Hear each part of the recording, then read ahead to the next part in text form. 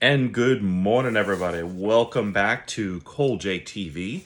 And today we're going to get into a brand new chapter in the Gospel of Luke. Luke chapter 20. What we're going to witness is a little bit of a question and answering session that goes on between Jesus and some of the political religious elite. And that's what we're going to witness a bit today. We'll open up our Bibles, we'll get into the Gospel of Luke, chapter 20, and we'll get into the first few verses of this chapter. And what we're going to experience is just a little bit of a Q&A session. So grab your Bibles, open your Bibles, and let's begin. Now, it happened on one of those days, as he taught the people in the temple and preached the gospel, that the chief priests and the scribes, together with the elders, confronted him and spoke to him, saying, "Tell us, by what authority are you doing these things? Or who is he who gave you this authority?" You know, Jesus didn't look for these great debates with these religious elite. I don't think he went out seeking them. He wanted to teach the people, and he wanted to bring the people into an understanding of God's good news. Yet the questioners came to him, these antagonists, and they answered him and asked him many questions along the way. And what they got from Jesus was just incredible wisdom and power. You see someone with incredible patience, incredible wisdom, and incredible power. And he's just one question after another comes their way. Here you see them saying, tell us, by what authority are you doing these things?" And so what Jesus shows is great courage and a boldness entering Jerusalem and driving out, if you remember in the last chapter, driving out merchants from the temple courts that were selling and looking to make a profit. And now the religious leaders want to know by what right Jesus did these things. What's the right that you have to do these things? Especially because if you think about it, Jesus did not have traditional rabbinical training. So to them, they were like, who is this guy? You know, he's not one of us. I'm certain is what they were thinking. I think this was not the beginning of the official suspicion of Jesus by the religious authorities.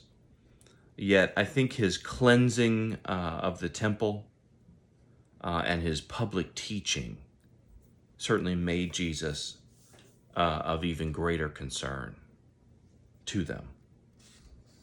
If you recall back in Luke chapter 19, verses 45 and 46, they said, Jesus teaching, preaching, and surely his cleansing of the temple were viewed by the officials as highly controversial, if not adversarial.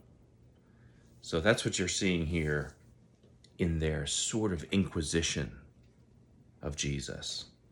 They're not coming because they're really interested. They're looking to catch him. They're trying to trip him up. And they're asking him any number of questions to see if they can catch him in the slightest error. And here's what goes on in verse 3. Jesus answers their question with another question.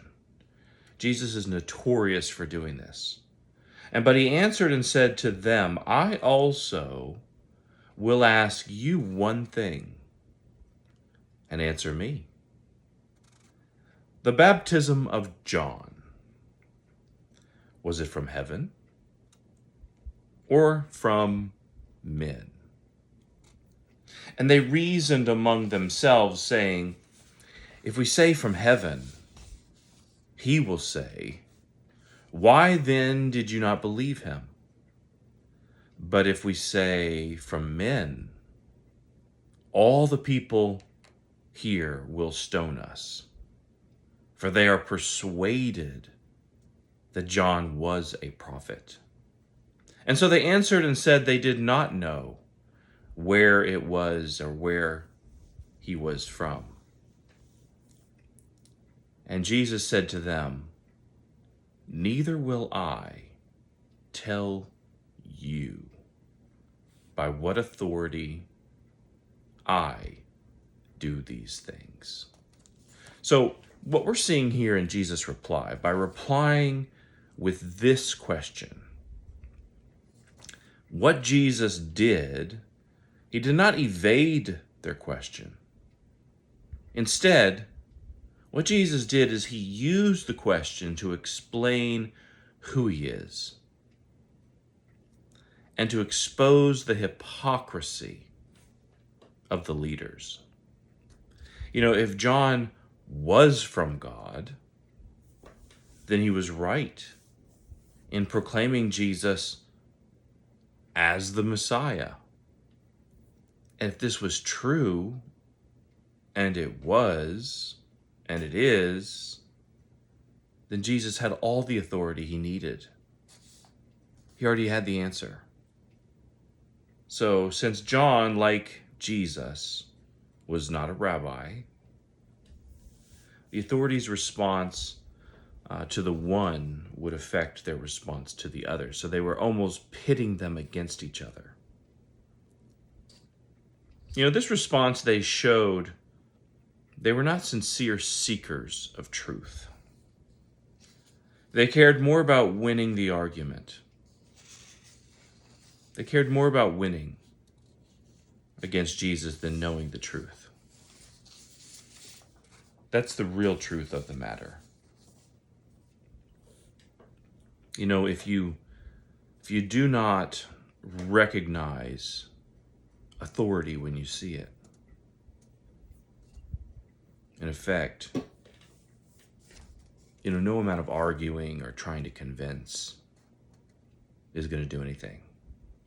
And so what does Jesus say? Neither will I tell you by what authority I do these things.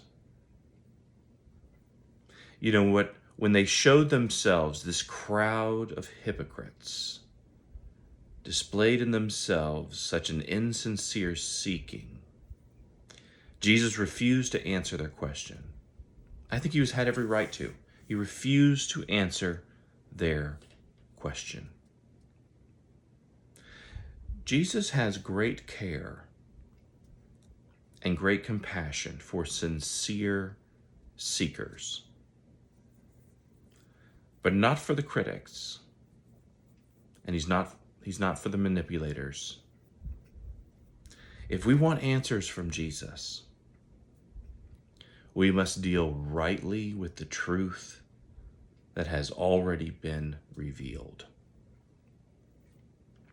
These men knew that John said Jesus was the Messiah, but they just simply weren't willing to accept it.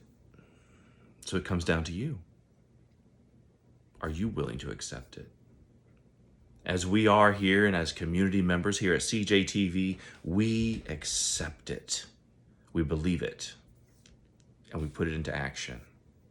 And so let's do that again tomorrow. Come back and join us where we'll pick up where we left off on the parable of the tenant farmers, verse 9, the Gospel of Luke, chapter 20. Till then, I'm your messenger GB here at CJTV. Come back and join us next time. Have a blessed day.